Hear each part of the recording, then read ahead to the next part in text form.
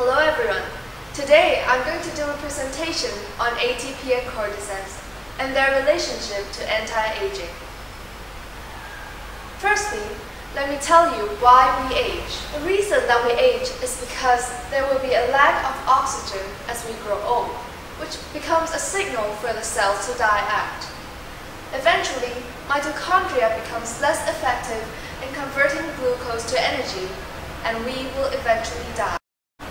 However, there has been a discovery that by feeding 2-year-old mice some NAD for 1 week, their tissue will become that of a 6-month-old mice.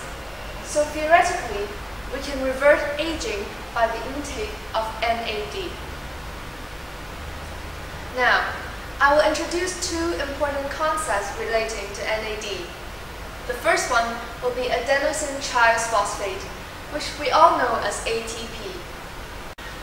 The next will be cordyceps, which in Chinese we call 冬虫夏虫.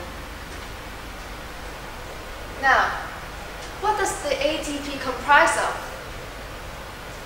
First, it has an adenine, which is a nitrogenous base. It also has a ribose sugar, which is a 5-carbon sugar. There is also 3 phosphate groups, which are linked together by high-energy bonds. So, here are some main functions of the ATP.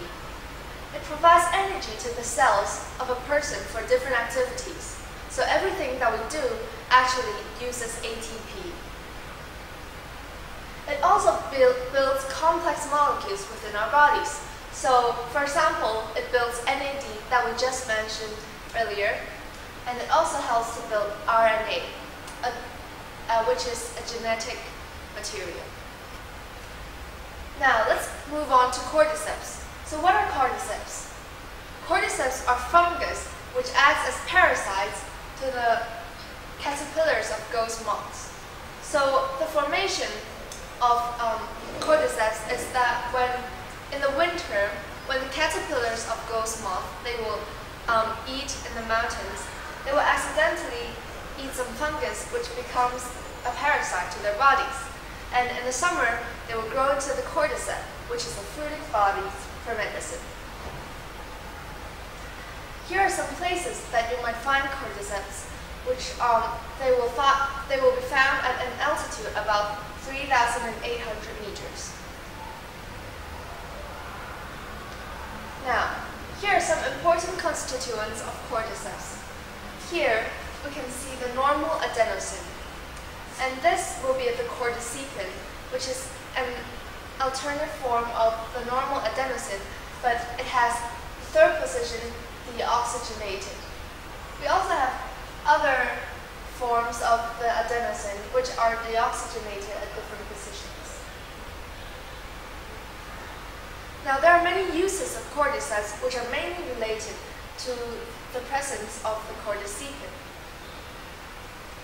Firstly, cordyceps can be used to treat fatigue. This is because by taking in cordyceps, we have increased amount of ATP, which increase energy for respiration. Therefore, we can take in more oxygen, and this is good for us because we don't feel that much tired. It is also useful in treating cancer because, as we just mentioned, there's the cordycepin, which is deoxygenated at the third position. So this acts as a way to interfere with the DNA replication of tumor cells, which is effective in preventing cancer. So in conclusion, since cordyceps contain normal adenosine, which is a constituent of ATP.